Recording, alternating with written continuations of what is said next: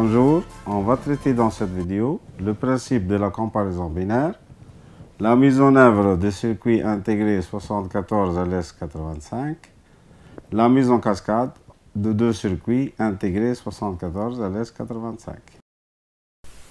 On commence par distinguer le principe de la comparaison binaire pour deux nombres A égale AN-1 jusqu'à A0 et B égale BN-1 jusqu'à B0 et d'indiquer en sortie si A supérieur à B ou A inférieur à B ou A égale à B. On commence par comparer les bits de poids le plus fort, MSB. Si AN-1 supérieur à BN-1, on conclut que A supérieur à B, sans comparer les autres bits. Si AN-1 inférieur à BN-1, on peut conclure que A est inférieur à B, sans comparer les autres bits. Si AN-1 égale BN-1, alors il faut poursuivre la comparaison de la même façon avec les autres bits de poids inférieur bit en bit, jusqu'au bit de poids le plus faible, LSB. Un comparateur élémentaire est un circuit qui fait la comparaison de deux nombres à un seul bit chacun. A, B, les bits de deux nombres, et en sortie on aura A inférieur à B, A égale à B, et ou A égale supérieur à B. Pour comparer des nombres à plusieurs bits, on fait appel à des circuits intégrés spécifiques, tels que le comparateur 74 LS85 de la famille TTL. Des circuits équivalents existent, tels que le 7485 de la même famille, ou le 4063 de la famille CMOS, et il existe aussi des circuits comparateurs à 8 bits, tels que le 74 LS682 et le 74 LS688. Dans notre cas, on va traiter le circuit 74 LS85. C'est un comparateur de deux nombres à 4 bits. On verra la mise en œuvre du circuit ainsi que des exemples de comparaison, puis on verra comment augmenter la capacité du circuit pour comparer deux nombres à 8 bits. Voici le modèle commercial. Ce circuit comporte 16 broches,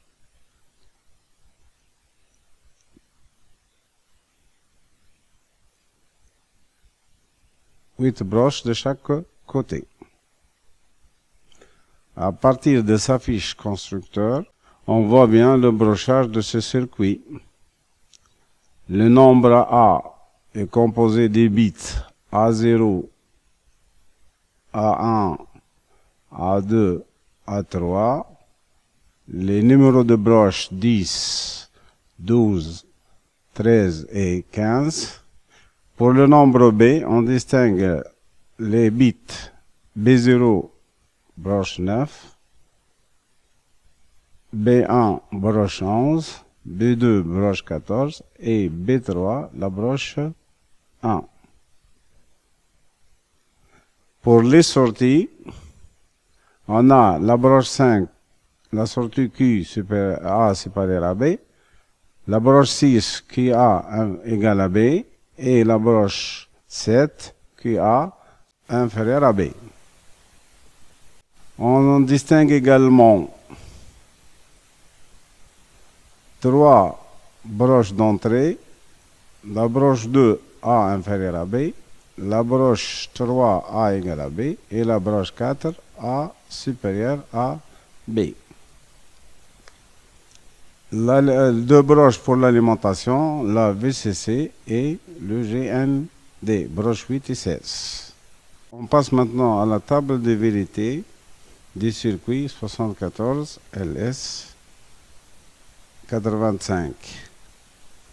Avant de parler de la table des vérités, on voit bien sur le symbole ou bien modèle fonctionnel le nombre A formé par les bits A0 jusqu'à A3, le nombre B formé par les bits B0 jusqu'à B3, les trois sorties QA inférieur à B, QA égale à B et QA supérieur à AB. Également, les entrées de mise en cascade A inférieur à B, A égale à B et A supérieur à AB. On passe maintenant à l'analyse de la table de vérité des circuits 74 LS 85. On voit de la ligne 1 à la ligne 8. La comparaison se fait en commençant par les bits MSB des nombres A et B, puis des bits de poids de plus en plus faibles, c'est-à-dire comparé à A3, B3. Si A3 est supérieur à B3, on a A supérieur à B. Si A3 est inférieur à B3, on a A inférieur à B. Dans le cas de A3 égale B3, on compare A2 et B2. De la même façon, et ainsi de suite pour les autres lignes.